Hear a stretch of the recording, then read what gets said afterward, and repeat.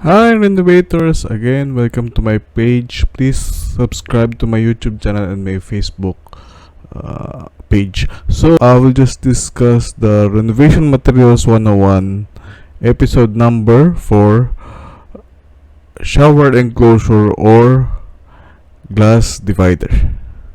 Let's go.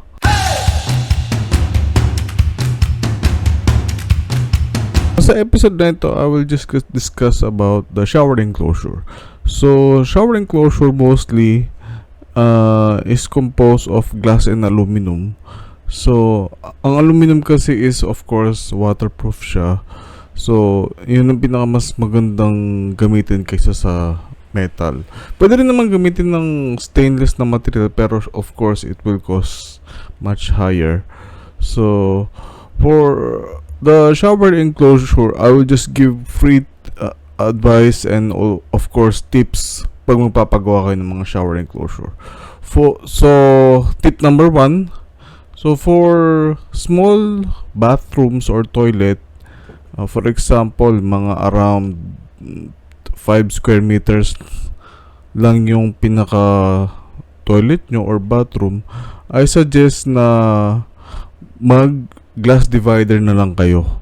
So ito, ipapakita ko yung picture. So ayan, glass divider lang yung ginawa. Kasi of course, pag medyo shower enclosure talaga, need mo kasi na space para sa door kung pull out siya or sliding. So kung maliit lang talaga yung space ng bathroom nyo or toilet, especially sa mga condo, glass divider na lang gawin nyo kasi mas maganda siya. At the same time, kahit paano is useful siya para hindi ma-prevent agad yung water coming from the shower na mapunta sa pinaka toilet nya. So, for tip number 2, bathrooms nyo naman or toilet is mga nasa 10 square meters to 20 or mas malaki.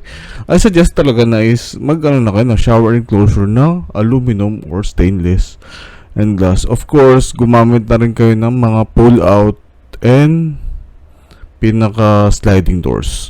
So, ayun, gawa kayo sa mga contractors nyo ng glass and aluminum na mga divider or shower enclosure. Just make sure na maganda yung pagkakabit, walang basag yung salamin, yung mga aluminum, walang sharp objects na natitira or something. At the same time, make sure na maganda yung pagkakagawa ng contractor.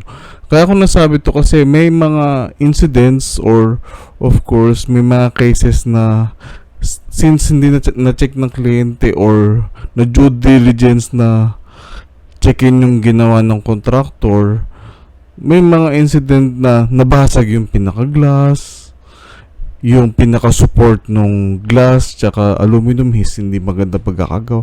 So yun, just make sure, of course, as tayo nagagamit ng mga toilet na nagpagawa sa contractor, make sure of course na due diligence na checkin din yung mga ginawa nila.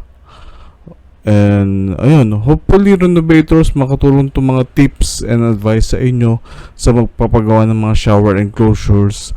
Bye!